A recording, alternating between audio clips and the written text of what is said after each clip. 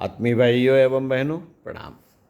आपको पुस्तक जीवन जीने की कला लेखक पंडित श्री राम शर्मा आचार्य भाग 2 यूनिट 12 से पढ़कर सुना रहे थे। आलस्य प्रमाद को जीते, हर क्षेत्र में सफल बने।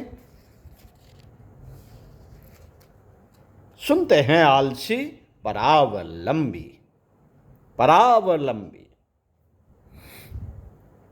आलसी व्यक्ति एक परभाग भोगी ही होता है।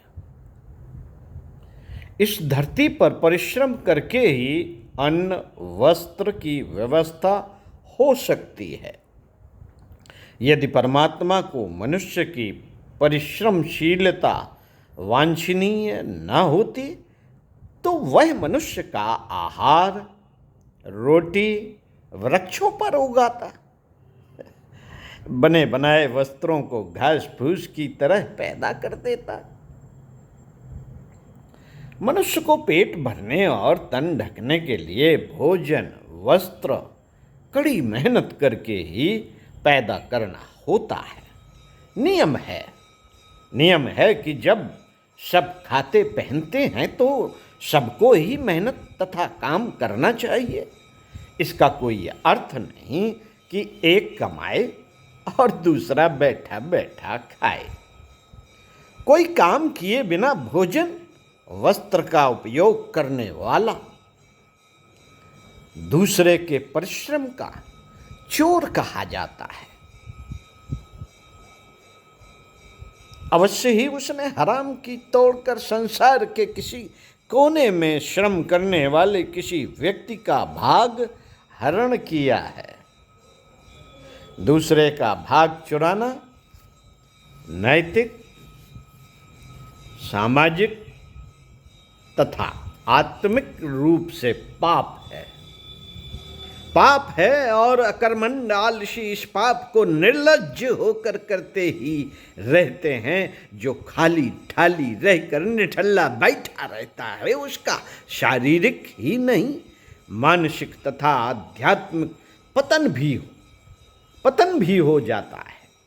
खाली आदमी शैतान का साथी वाली कहावत आलसी पर पूरी तरह चरितार्थ होती है। जो निठल्ला बैठा रहता है उसे तरह तरह की खुराफातें सूझती हैं।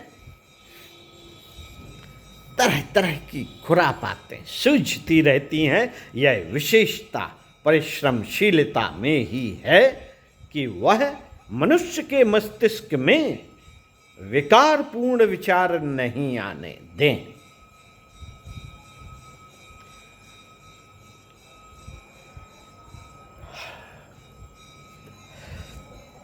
जमाई आ गई गुरु।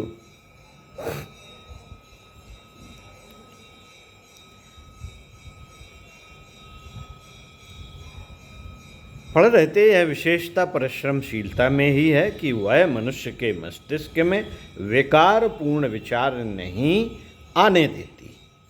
पुरुषार्थी व्यक्ति को इतना समय ही नहीं रहता कि वह काम से फुर्सत पाकर बेकार के उहापोह में लगा रहे और अकर्मण्य आलसी के पास इसके सिवा कोई काम नहीं रहता। फलस्वरूप उसे अनेक प्रकार की ऐसी विकृतियां तथा दुर्गुण घेर लेते हैं कि जिससे उसके चरित्र का अधःपतन हो जाता है। लोग इस अभिशाप से दुराचारी तथा अपराधी बन जाया करते हैं। निठल्ले और निष्क्रिय बैठे रहने वाले व्यक्तियों का विचार संतुलन बिगड़ जाता है, जिससे उन्हें ऐसी ऐसी अनेक सनकें सूझा करती हैं जो व्यवहार जगत में पागलपन की संज्ञा पा सकती हैं। मित्रों, आलसी व्यक्ति के लिए किसी भी प्रकार की उत्कृष्टता प्राप्त करना कठिन है। कारण वह अपनी शक्तियों को आलस्य की केंचुली में ढके रहता है। उद्योग तथा परिश्रम द्वारा उन्हें विकसित नहीं कर पाता। जब तक उद्योग नहीं, परिश्रम प्रवृत्ति में नहीं। जब तक उद्योग नहीं, परिश्रम प्रवृत्ति में नहीं, तब तक शक्तियों का विकास नहीं हो सकता।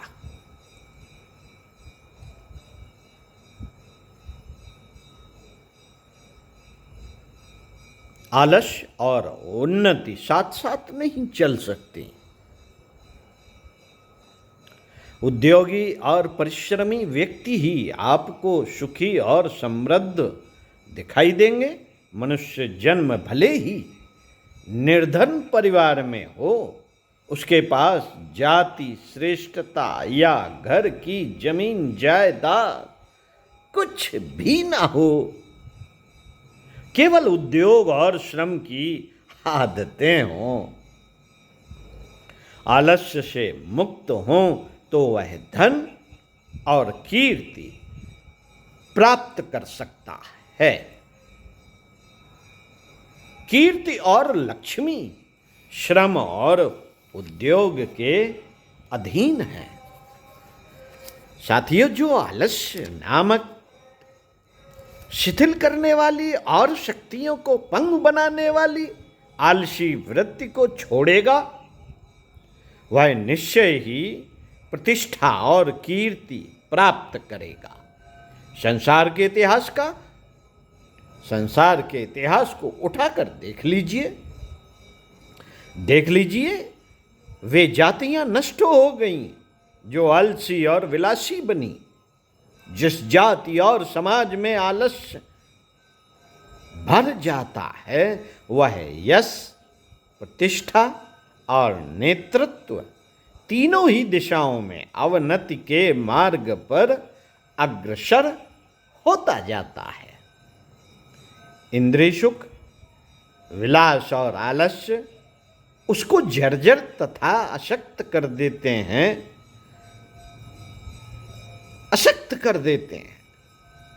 इंद्रिय सुख, विलास और आलस्य।